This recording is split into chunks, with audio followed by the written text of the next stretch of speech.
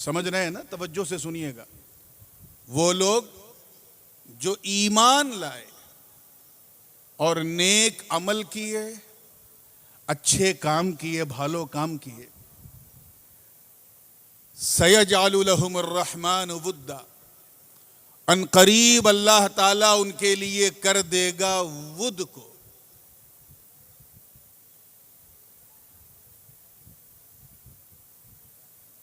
एक चीज होती है हुब। क्या? हुब। हुब यानी भालोबासा, प्यार, मोहब्बत। और एक चीज उससे आगे बढ़ के है वुद। मैं इस पर खास तवज्जो चाहता हूं, बिल्कुल खास तवज्जो। हुब और वुद में एक बड़ा बुनियादी फर्क है।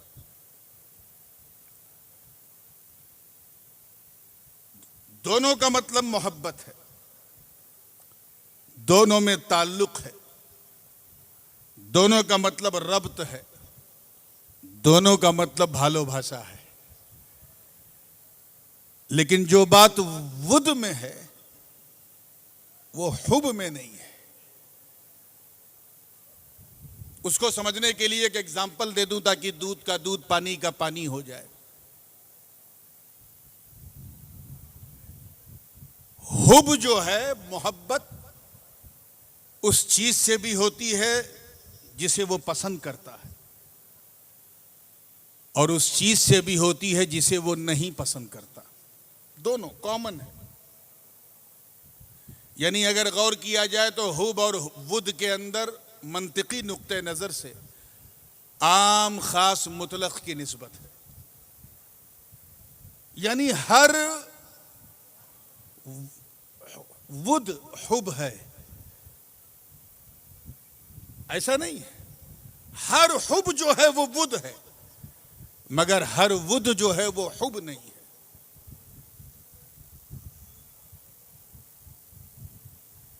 मरीज को दवा से मोहब्बत होती है। उसे मालूम है कि अगर ये दवा मैं नहीं पीऊंगा तो बीमारी बढ़ जाएगी, मर जाऊंगा। मगर ये वो मोहब्बत है जो मोहब्बत उसे पसंद नहीं है, मगर करता है क्योंकि जान अजीज है। तो जो इख्तियारी भी हो, बेइख्तियारी भी हो, पसंद भी हो, नापसंद भी हो, उसे हुब कहते हैं। और जिसमें नापसंदीदगी का कोई मसला ही ना हो, सिर्फ पसंद ही पसंद हो, उसे वुद कहते हैं। वुद में अनकंडीशनल मोहब्बत है, जबकि हुब में कंडीशनल मोहब्बत है। समझ में आ रही ना बात आप लोगों को? इधर मेरी तरफ देख रहे हैं, आज पहली रात है। अगर आज ढीले पड़ गए तो अभी 9 रात और बाकी है। आज मैं चाहता हूं कि ऐसा सुनो कि सबको पता चल जाए कि हुसैन का जलसा जब होता है बांग्लादेश में तो हर हुसैनी किस रंग में नजर आता है। जरा जोरे बोलें सुभान अल्लाह, सुभान अल्लाह, सुभान अल्लाह। आपने नहीं बोला तो आज तो मैं बैठ के बोल रहा हूं, कल खड़े होके फिर बोलना पड़ेगा। तो बिल्कुल तवज्जो के साथ। हुब कंडीशनल है, जबकि वुद जो है वो अनकंडीशनल होता है। उसमें कोई शर्त नहीं होती। In any circumstances you have to love. Allah पाक उसी लव के बारे में फरमा रहा है कि वो लोग जो ईमान लाए, नेक अमल किए, अल्लाह ताला उनके लिए वुद कर देता है। यानी उनके दिल में मोहब्बत के साथ साथ ऐसी मोहब्बत डाल देता है जिस मोहब्बत में कोई कंडीशन नहीं होती, कोई शर्त नहीं होती, कोई समझौता नहीं होता। वो चाहे मक्के में हालते बेचारगी वाली मोहब्बत हो तब भी करते हैं, बदर उहुद, खैबर और खंदक में करनी पड़े तब भी करते हैं। वो ऐसी मोहब्बत होती कि मैदाने बद्र में अपने काफिर रिश्तेदारों के खिलाफ तलवार उठाकर जब मुजाहिद निकलता है तो ये अक्ल का कहती है सामने रिश्तेदार हैं, मगर वुद अनकंडीशनल मोहब्बत कहती है कि रिश्तेदारी को न देख, मुस्तफा की वफादारी को देख। सुभान अल्लाह, नारे तकबीर, नारे रिसालत, शहादत करबला। इस पर मैं चाह रहा था कि आपकी खास तवज्जो रहे। अब मैं गुफ्तगू के रुख को एक तरतीब से लेके चलता हूं और कोशिश की, मैं जानता हूं कि उर्दू आपकी भाषा नहीं है, लेकिन आप समझेंगे नहीं, बूझेंगे नहीं, ऐसी आशा भी नहीं है, इसलिए कोई निराशा भी नहीं है। अल्लाह पाक सबके बारे में नहीं फरमा रहा है, उनके बारे में फरमा रहा है जो ईमान लाए और नेक अमल किए। अगर मोमिनीन की बात की जाए तो इस नील गगन ने सहाबा किराम जैसी प्यारी और मोमिन जमात नहीं देखी होगी। उन्होंने जब मुअद्दत की अल्लाह के रसूल से और अल्लाह की जात से, उसके रसूल से, तो ऐसी मुअद्दत, मैं मोहब्बत की बात नहीं कर रहा हूं, मुअद्दत की जो अनकंडीशनल होती है, ऐसी की कि इस नील गगन ने आज तक ऐसी कोई मिसाल पेश नहीं की। इतिहास साक्षी है, न जाने कितनी रवायात गवाह हैं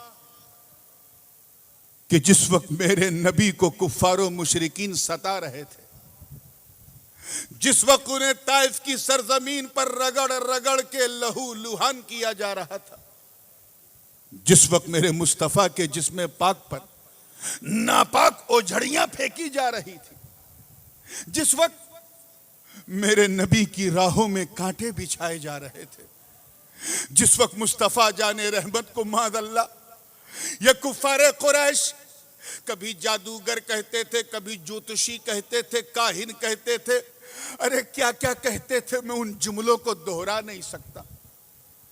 मैं इश्क़ रसालत से कैसे पूछूं मेरी क्या औकात, मगर इतनी कठोर परिश्रम के बावजूद, इतनी तपस्या के बावजूद, इतने कष्ट और इतनी कठिनाई के बावजूद मेरा नबी का कदम इस्तिकामत लड़खड़ाया नहीं।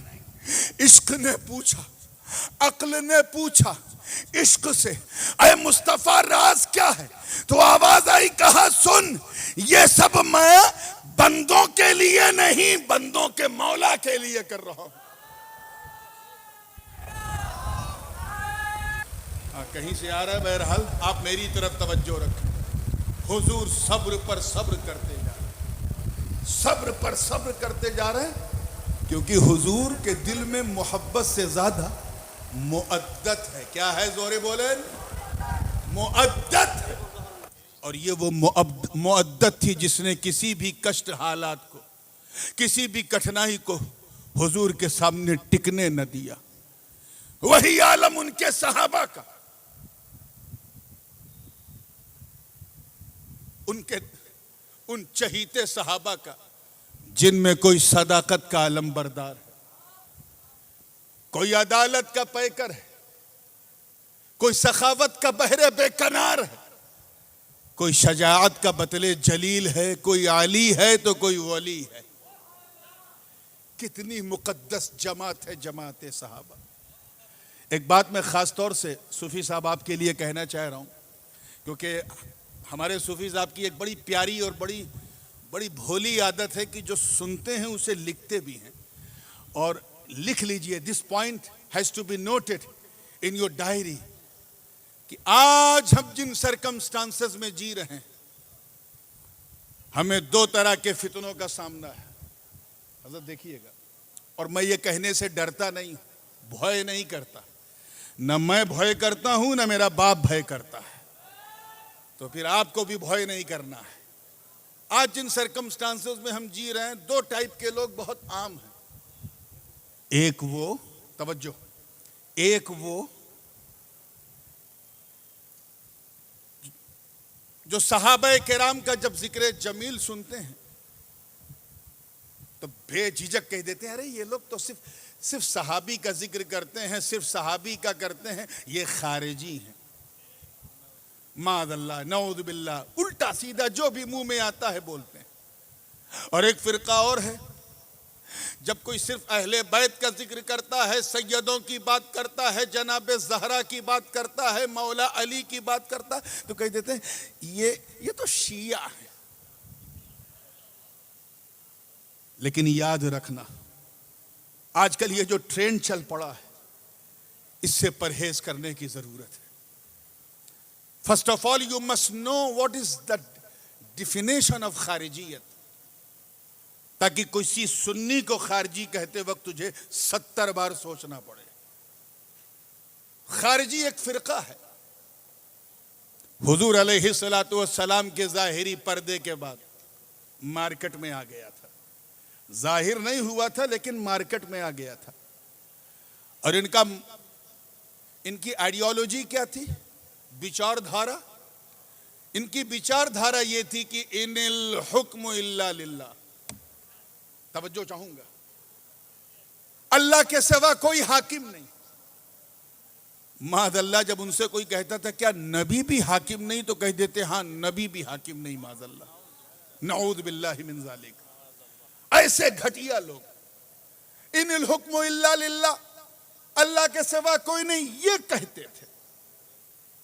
हुजूर के सामने तो उनकी हिम्मत नहीं पड़ी, लेकिन दौरे उस्मानी से इन्होंने जो है अपना फैलाव शुरू किया। मिस्र से शुरू किया, शाम में भी शुरू किया, हद तो यह है कि मदीने में भी उसके अंडे नजर आने लगे। यही कहते थे कि इनिल हुक्म इल्ला लिल्लाह।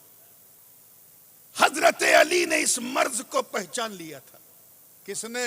खैबर शिकन ने, शाहे जमन ने, आफताबे नबूवत की दिलकश करन ने, अबुल हसन ने, अली इब्न अबी तालिब ने इराक के नहरवान में इनसे जंग की। हाथों में कुरान लेके खड़े होने वाली ये खारिजी जमात, मौला अली ने जब इनके खिलाफ तलवार उठाई तो उठाकर ये पैगाम दे दिया कि ऐ लोगों, ये खारिजी है, खारिजी नॉन मुस्लिम है, इनके हाथ में किताबुल्लाह है। किताबुल्लाह न देखो, सुन्नते रसूलुल्लाह देखो, इतरते रसूलुल्लाह देखो, तायीदे रसूलुल्लाह देखो। अली ने उनसे मुकाबला करके बता दिया कि जो खारिजी हैं वो खारिजी रहेंगे, जो सुन्नी है वो सुन्नी रहेंगे। अल्लाहु अकबर, नारे रिसालत या रसूल अल्लाह। हुजूर ताजुल उलमा जिंदाबाद। वो कहते हैं ना कि जब मुकाबला नहीं कर पाए, with the sword they couldn't fight against Syedna Ali and they lost the fight, हार गए। तो इन्होंने कंस्पिरेसी शुरू की, प्लानिंग किया और 3 लोगों को तैयार किया। कितने लोगों को? जोरे बोलें। 3 लोगों को तैयार किया और तीनों को कत्ल की सुपारी दी। एक से कहा कि तुम्हें मौला अली को मादल्ला कत्ल करना है। दूसरे को भेजा शाम कि तुम्हें हजरत अमीर माविया को कत्ल करना है। तीसरे को भेजा मिस्र काहिरा और कहा तुम्हें हजरत अम्र बिन आस को कत्ल करना है। और जो सबसे बड़ा था अब्दुर्रहमान बिन मुलजिम, उससे कहा तुम्हें कूफा जाना है, हजरत मौला अली को कत्ल करना है।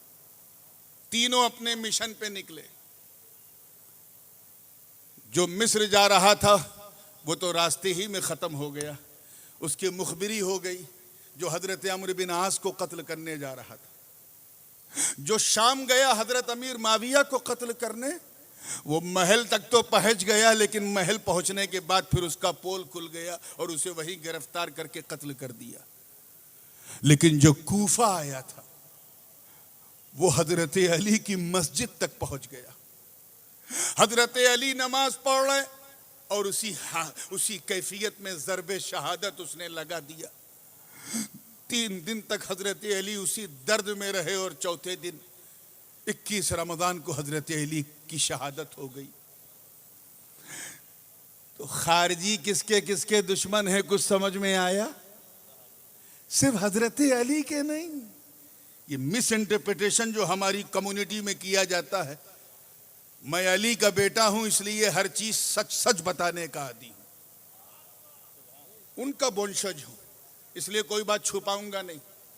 वो सिर्फ अली के दुश्मन नहीं, वो माविया इब्न अबी सुफियान के भी दुश्मन थे, अम्र बिन आस के भी दुश्मन थे।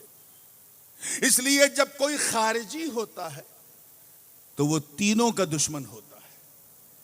एक चीज ये समझना था, और एक चीज ये भी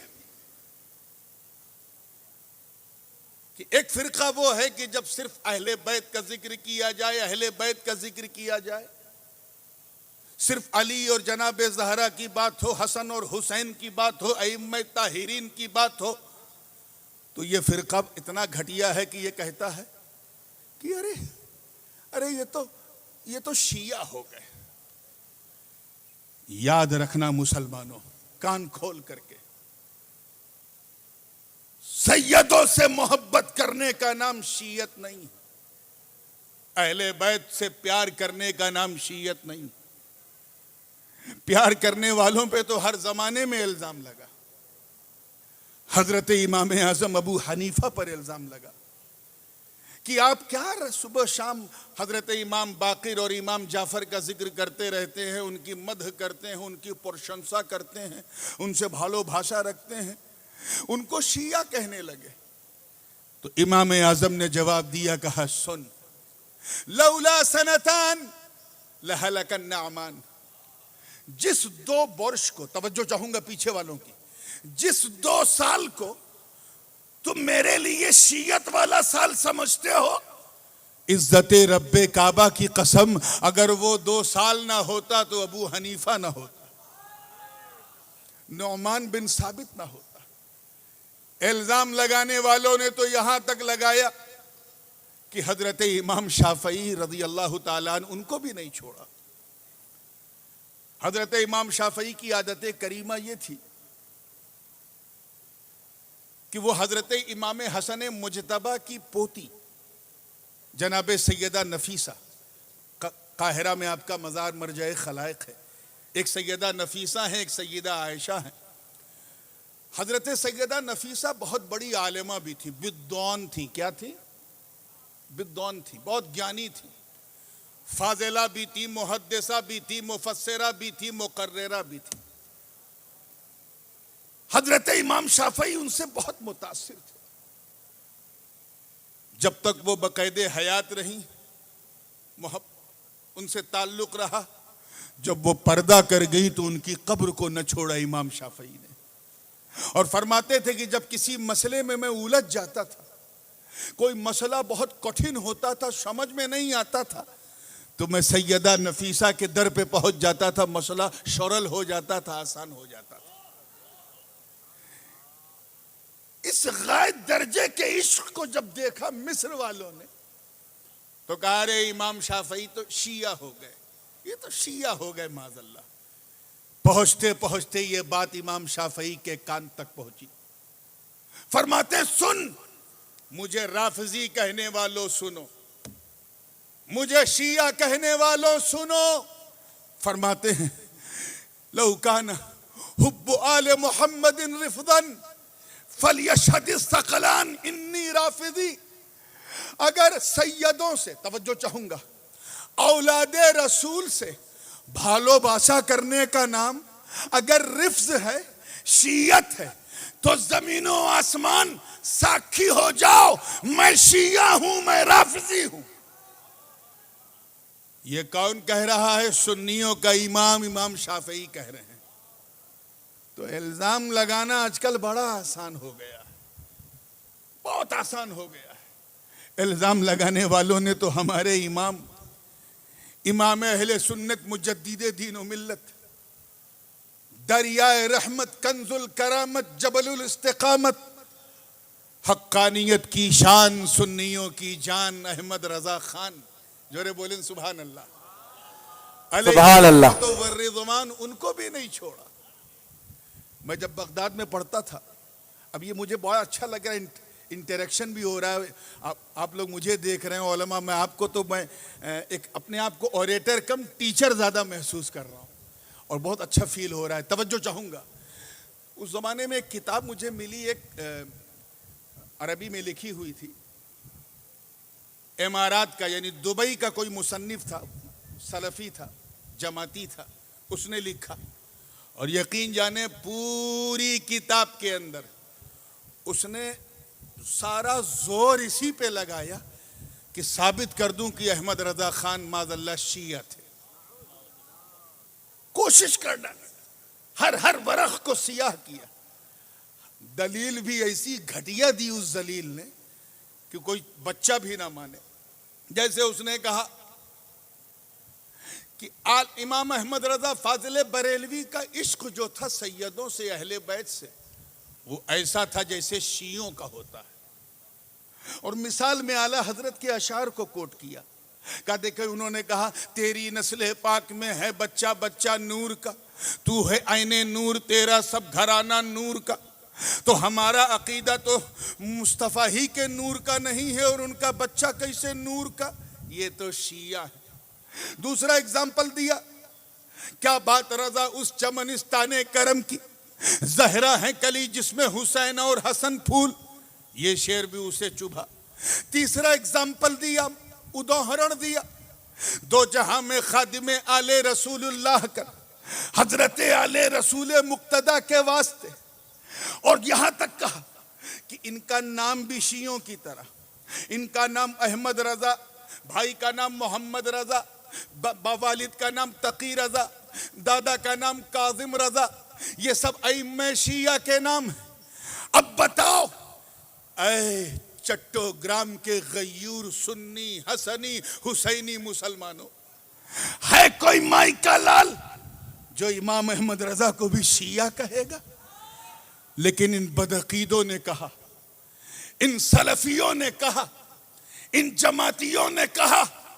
इनके कहने से हम समझ गए कि जो ऐसी मानसिकता, ऐसी मेंटालिटी के लोग होते हैं वो ऐसा ही कहते हैं। अरे जब इन्होंने इमाम आजम को ना छोड़ा तो इमाम अहमद रजा को क्या छोड़ेंगे?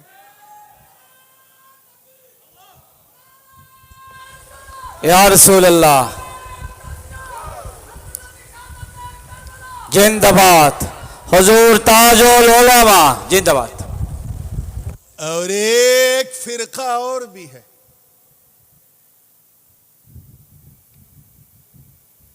जिसे चिढ़ है, न वो खारिजी है न वो राफिजी है, वो बीच वाला है, वो बड़ा डेंजर है, जिसे सैयदों के जिक्र से चिढ़ है। मुहर्रम की पहली तारीख जैसे लगती है ना, वो या हसन या हसन या हसन या हसन करते हैं। मुहर्रम के फजाइल बयान करेंगे, इस्लामिक न्यू ईयर के मैसेजेस भेजेंगे, वो गमे हुसैन में रोएंगे नहीं। जबकि हम इतिहास गवाह है। लताइफ अशरफी में मखदूम सुल्तान सैयद अशरफ जहांगीर सिमनानी फरमाते हैं कि जब मैं अपने मुर्शिद शेख अलाउल हक पंडवी की खानका में था, तो जैसे ही मुहर्रम का पहला दिन शुरू होता था, हजरत शेख यानी मेरे पीर जो हैं वो सारा काम छोड़ करके गमे हुसैन में रोना शुरू कर देते थे। कौन? कुतुबे बंगाला, हजरत शेख अलाउल हक पंडवी, मालदा, उस पार बंगला। लेकिन ये लोग इस्लामिक न्यू ईयर मुबारक, गमे हुसैन याद नहीं आ रहा। ये वो लोग हैं जो रमजान का चांद, जब रमजान ईद का चांद निकलते हुए रोते हैं कि रमजान जा रहा है, मगर आशूरा के दिन गमे हुसैन में नहीं रोते। उन्हें अब्बास की प्यास नहीं रुलाती, उन्हें कासिम की लुटी हुई जवानी नहीं रुलाती, उन्हें अली अकबर का खून में सना हुआ लाशा नहीं रुलाता, उन्हें 72 के 72 कटे हुए सर नहीं रुलाते। वो तो बस ईद का चांद दिख जाए तो रोएंगे। अजीब लोग हैं। इनका आलम यह कि ये हर तरह की महफिल करेंगे, लेकिन महफिल शहादत करबला नहीं करेंगे, और अगर कर भी लिया तो उसमें जिक्र हुसैन नहीं करेंगे। मालूम है इस फिरके का नाम क्या है? नासिबी। क्या है? और ये भी कोई आज का फिरका नहीं है, ये भी दौरे मुर्तज़वी से चल रहा है। लगभग 1400 बरस इस फिरके को भी हो गए। ये लोग तो इमाम हसन हुसैन को भी सैयद नहीं मानते, और कहते हैं कि नसब तो बाप से चलता है, अम्मा से नहीं चलता, तो हसन हुसैन कैसे नबी की औलाद? ये तो औलादे अली हैं, औलादे नबी नहीं है। ऐसे फिरके को जवाब देने के लिए कुर्बान जाओ उस मर्द मुजाहिद उस्तादुल उलमा अल्लामा जलालुद्दीन कादरी पर, जिसने बांग्लादेश की धरती में सूफी मीजानुर रहमान का हाथ पकड़कर इस जमीयतुल फलाह के अंदर 10 रोजा जिक्र हुसैन की महफिल मुनक्किद करके ये बता दिया कि जिक्र हुसैन को मिटाने वालों तुम मिट जाओगे, मगर ये हुसैन का जिक्र है जो अमेरिका से लेके ऑस्ट्रेलिया तक और अफ्रीका से लेके बंगाल की खाड़ी तक होता रहेगा। नारे तकबीर, नारे रिसालत, शहादत करबला, हुजूर ताजुल उलमा खतीब बंगाल मौलाना जलालुद्दीन अल कादरी अलहाज सूफी मोहम्मद मीजानुर रहमान जिंदाबाद। क्यों? क्योंकि ये अनकंडीशनल लव है, और इसी लव को वुद कहते हैं। क्या कहते हैं? जोरे बोलें। वुद। हुब नहीं, वुद कहते हैं। ये वो मुअद्दत है जो अल्लाह के नबी के मुकद्दस सहाबा को मिली है मेरे दोस्तों। इसलिए सहाबा के बारे में बोलने से पहले सोचा करो। वो सहाबा मेरे दोस्तों, वो सहाबा, अरे जिनका नाम सुनकर रुस्तम और सोहराब का कलेजा थरथरा जाए, वो सहाबा जिनके तसव्वुर से कैसर और किसरा के बड़े बड़े महल लर्जा बरंदाम हो जाएं, भूकंप आ जाए, वो सहाबा जिन्होंने बदरो हुनैन, बदरो हुद, खैबर और खंदक में परचमे इस्लाम को, इस्लाम का जो झंडा है उसको उठाया, वो सहाबा, अरे जिन्होंने नई नवेली, देखिए कितने लोग कैच कर रहे हैं, नई नवेली दुल्हन को सिर्फ सदाए अर्रहील सुना था कि चलो जिहाद पर, चलो जिहाद पर, सिर्फ इतना सुना था। अपनी नई नवेली दुल्हन को बिस्तरे अरूस पर छोड़कर घोड़े की नंगी पीठ पर बैठकर अपने प्राणों की आहुति दे दी, शहादत का जाम पी लिया वो सहाबा। अरे जिन्होंने एक इशारा पाकर मक्के से मदीने की तरफ हिजरत कर लिया वो सहाबा, जो मैदाने जंग में रिश्तेदारी नहीं आका की वफादारी देखे वो सहाबा। अरे जिन्होंने, जिनका चेहरा देखकर बैतुल मकदिस का पादरी, वहां का पोप सिर्फ चेहरा देखकर कदमों में सारी चाबी रख दे वो सहाबा। अरे जिनके तसव्वुर से कुफ्र का शीश महल टूट जाए वो सहाबा, जो दरियाए नील की बहती रवानी को, दरियाए नील की बहती रवानी को सिर्फ एक पत्र, सिर्फ एक खत लिख दें तो रवानी का मिजाज बदल जाए वो सहाबा। अरे जो दरियाए दिजला को कादिसिया की जंग में दरियाए दिजला की बहती उफान मारती लहरों के बीच में अपने घोड़ों को दौड़ा दे, और इस मंजर को देखकर डॉक्टर इकबाल ये कह दे कि दश्त तो दश्त है, दरिया भी न छोड़े हमने, बहरे जुल्मात में दौड़ा दिए घोड़े हमने। नारे तकबीर, नारे रिसालत, शहादत करबला जिंदाबाद। मियां ये वुद है। क्या है? ये वुद है। एक एग्जाम्पल देता हूं क्योंकि आज समय बहुत देर में शुरू हुआ और बहुत तेजी से समय खत्म हो रहा है। आखिरी, last but not the least, लेकिन इसको दिल में रख लीजिएगा। तैयार हैं ना आप लोग? एक एग्जाम्पल देता हूं। जंग का मैदान सजा हुआ है, आपने भी सुना होगा कि जब किसी से जंग लड़ी जाती है तो लड़ने से पहले जासूसों को एक्टिव किया जाता है। जासूस समझे? हाँ, गोविंदा, हाँ, हिडन, हाँ, जासूस असल में ये उर्दू में मुस्तामल हो गया है, ये भी अरबिक वर्ड। बहरहाल, तो जासूस जो इंस्पेक्टर, जो इंस्पेक्शन करते हैं, भेजा जाता था कि जाओ देखो सामने वाले की ताकत क्या है, कितना इसके पास घोड़ा है, कितना इसके पास तलवार है, कितने इसके पास योद्धा हैं, सोल्जर हैं, कितने सिपाही हैं, ये भेजते हैं, जानते हो ना। फिर वो आके बताता है कि ये भाई इनके पास 5000 सिपाही हैं, 500 घोड़ा है, 200 ऊंट है, 300 हाथी है। फिर वो आके रिपोर्टिंग करता है, उसके हिसाब से फिर दूसरा जो गिरोह है विरोधियों का, वो उसके हिसाब से प्लान करते हैं। आओ जरा सहाबा का किरदार देखो।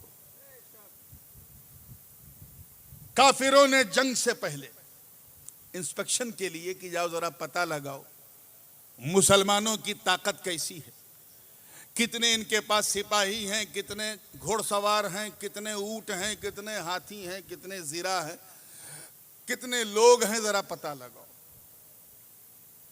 वो जासूस जो है गोविंदा, वो छुप के आया, भेष बदल के आया ताकि कोई उसको पहचाने ना।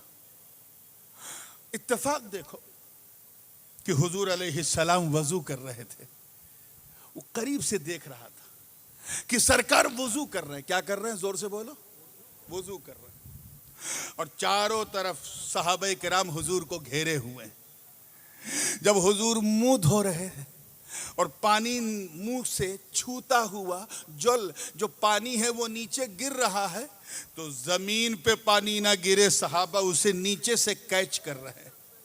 कोई अपने चेहरे पे लगा रहा है, कोई अपने हाथ पे लगा रहा है, कोई अपने सीने पे लगा रहा है, कोई अपनी आंखों पे लगा रहा है। हाथ धोते वक्त देखा वो भी पानी नीचे नहीं गिर रहा है, चेहरा धोते वक्त जो पानी टपक रहा है वो भी सहाबा कैच कर रहे हैं, मुंह धोते वक्त जो पानी टपक रहा है वो भी सहाबा कैच कर रहे हैं, पैर धोते वक्त जो पानी टपक रहा है सहाबा नीचे अपने दामन फैला रहे हैं और उस पानी को गिरने, बोलिए, गिरने नहीं दे रहे। ये बड़ा अद्भुत, अविश्वसनीय, अकल्पनीय, इनक्रेडिबल, अनबिलीवेबल मंजर था। ये मंजर देखते हुए जो गोविंदा आया था, जासूस उसके हाथ पांव फूल गए, भय आ गया उसके अंदर, घबरा करके सीधे पहुंचा और अपने सरदार से कहा, सरदार डोंट फाइट विद देम, उनसे लड़ना मत, लड़ना मत। अरे मैंने बड़े बड़े सुल्तानों को देखा है, मैंने बड़े बड़े राजा महाराजा को देखा है, मैंने बड़े बड़े रईसों को देखा है, धनी धनवान लोगों को देखा है, मगर ऐसा नहीं देखा जैसा मुसलमानों के नबी को देखा है। कहा वो क्यों? कहा मैंने देखा कि मुसलमानों के नबी वजू कर रहे हैं और उनके चाहने वाले, उनके आशिक, उनसे वुद रखने वाले, मोहब्बत रखने वाले उस पानी को धरती पे, जमीन पे गिरने नहीं दे रहे। कोई हाथों पे लगा रहा है, कोई चेहरे पे लगा रहा है, कोई सीने पे लगा रहा है, कोई माथे पे लगा रहा है, कोई सर पे लगा रहा है, कोई आंखों में लगा रहा है। इस मंजर को देख के मैं समझ गया कि इस कौम से लड़ना नहीं चाहिए, इस कौम से कोई माई का लाल जीत नहीं सकता। ऐ सरदार लड़ाई कैंसिल कर दे। का सब तैयारी हो चुकी है? अरे का कैंसिल कर, जरा देख कि जो कौम अपने नबी का बहता हुआ, शरीर से बहता हुआ पानी जमीन पे न गिरने दे, वो कौम अपने नबी को रक्त कैसे जमीन पे गिरता हुआ देखेगी। नारे तकबीर, नारे रिसालत, शहादत करबला, हुजूर ताजुल उलमा जिंदाबाद।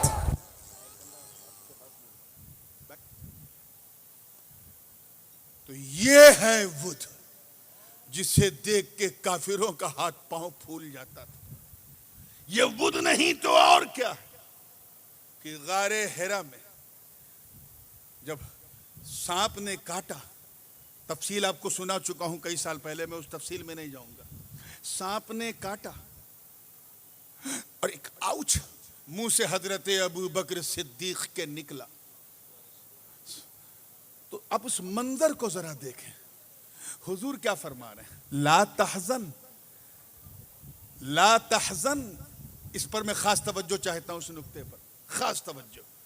ला तहजन इन्नल्लाह माना। ऐ अबू बकर तहजन, टेंशन मत ले, गम मत खा, अल्लाह हमारे साथ है। एक चीज ध्यान में रखिएगा,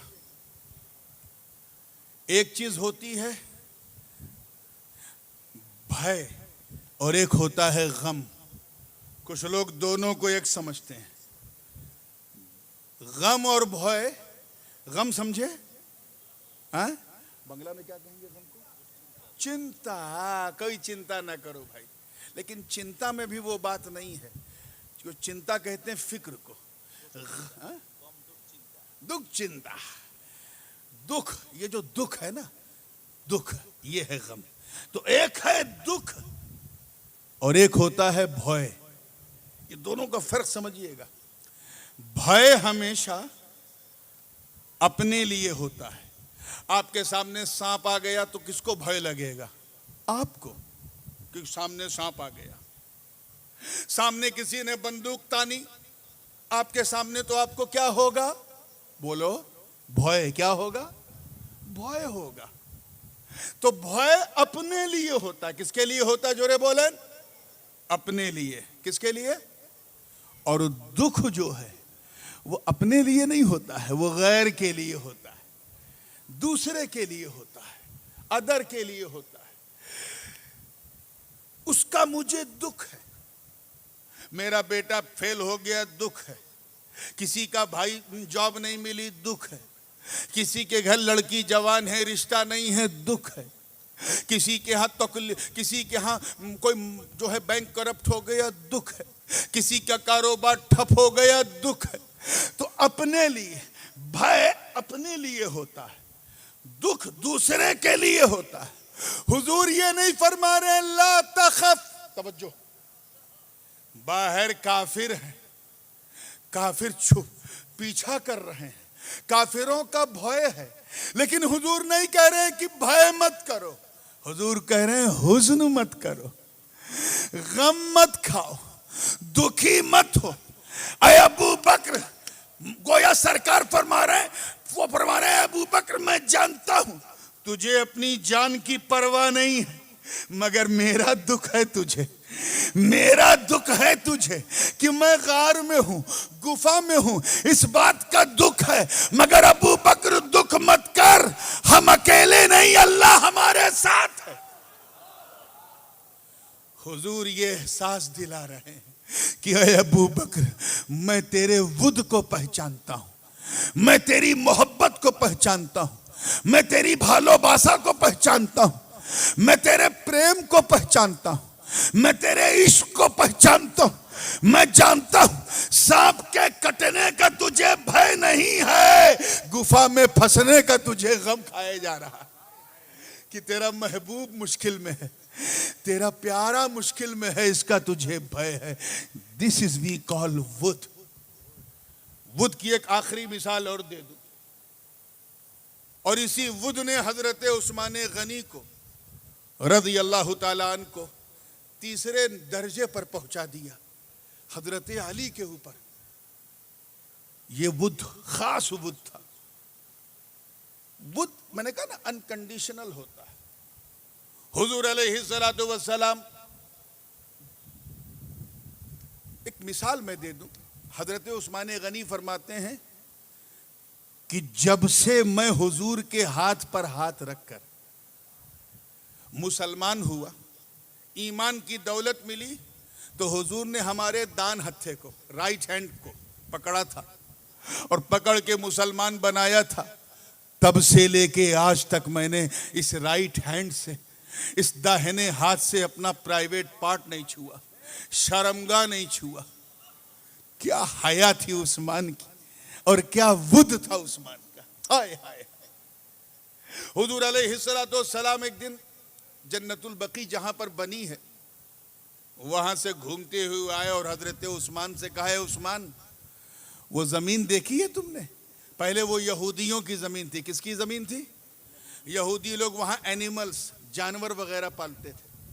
हुजूर ने कहा, वो जमीन देखी उस्मान? बड़ी अच्छी है, जाके देख आना। हजरत उस्मान गए और उस जमीन को खरीद लिया, रजिस्ट्री करा ली। अल्लाह करके हुजूर के सामने वो कागज रख दिया कि सरकार, जिस जमीन को आपने कहा जाके देख लो बड़ी अच्छी है, मैं उसका कागज ले आया हूं। कहा, उस्मान, मैंने ये तो नहीं कहा था खरीद लो, तूने खरीद ली? कहा, हुजूर आपने ये कहा था ना कि बड़ी अच्छी है, बड़ी अनेक भालो है। मेरा महबूब किसी चीज को पसंद कर ले और उस्मान उसे लाए ना, तारीख गवाह, आका ने उस जमीन को इतना पसंद किया कि उसी जमीन को गरीक को जो है बकीउल गरकत बनाया, जन्नतुल बकी बनाया। ऐ उस्मान गनी पर उंगली उठाने वाले बदतमीजों, ये जरा सोचो, ये वही जमीन है जहां मुस्तफा की बेटी हजरत फातिमा ज़हरा आराम कर रही है। वही जन्नतुल बकी है, इसे वुद कहते हैं। पीरे रोमा का वाकया सब जानते हैं, इसे वुद कहते हैं कि हजरत उस्मान गनी ने एक इशारा पाते ही खरीद लिया। गज़वे तबूक कौन भूल सकता है? सबने जिसको जितना देना था दिया। 1000 सिपाहियों का इंतजाम करना था और 800 सिपाहियों का माल उस्मान गनी के पास था। और ये कौन थे? मिलियनर थे, बिलियनर थे। इतनी दौलत थी कि पूरे मक्के मदीने में उतनी दौलत किसी के पास नहीं। हुजूर ने जब मांगना शुरू किया तो 200 से ज्यादा का इंतजाम नहीं हो सका, 200 सिपाहियों से ज्यादा। ये किरदारे उस्मानी है और ये हुजूर अलैहिस्सलाम से उनका वुद है, उनका ताल्लुक अनकंडीशनल लव है कि जब सरकार ने कहा है, उस्मान, क्या तुम्हारे सामने भी मुझे ऐलान करना पड़ेगा? इतना कहना था। हजरत उस्मान ने 1000 के 1000 सिपाहियों का जितना खर्च है अपने जिम्मे लेके कहा, ऐ मुस्तफा जाने रहमत, मैं तो आपकी खुशियों के लिए माल क्या, अपना तन मन धन सब लुटा सकता हूं, क्योंकि मोहब्बत करना और है, मुअद्दत करना और है। नारे तकबीर, नारे रिसालत, नारे गौसिया, शहादत करबला जिंदाबाद। इस मुअद्दत को याद रखना। इंशाअल्लाह ताला टुमारो मैं कोशिश करूंगा कि 5-10 मिनट और पहले आ जाऊं ताकि तिलावत से पहले पहुंच जाऊं, और उसके बाद फिर एक लंबी गुफ्तगू मैं हजरत सूफी साहब से खुसूसी तौर पे कहूंगा। आज मैंने नात नहीं पढ़ी है, कल नात भी पढ़ूंगा इंशाअल्लाह। इंशाअल्लाह आइंदा काल हम दिल भर के सुनेंगे। इस मुअद्दत को और डीपली समझना है, क्योंकि अल्लाह ताला ने अपने महबूब से जब कहलवाया कि अपने चाहने वालों से मांगो तो कुछ और नहीं, इल्लल मुअद्दत फिल कुर्बा, तो अपने घर वालों की मुअद्दत मांगी है, मोहब्बत नहीं। इसकी सिग्निफिकेंस क्या है इंशाअल्लाह ताला कल तफसील से बयान करूंगा। व आखिर दावाना अनिल हम्दुलिल्लाहि रब्बिल आलमीन। अस्सलामु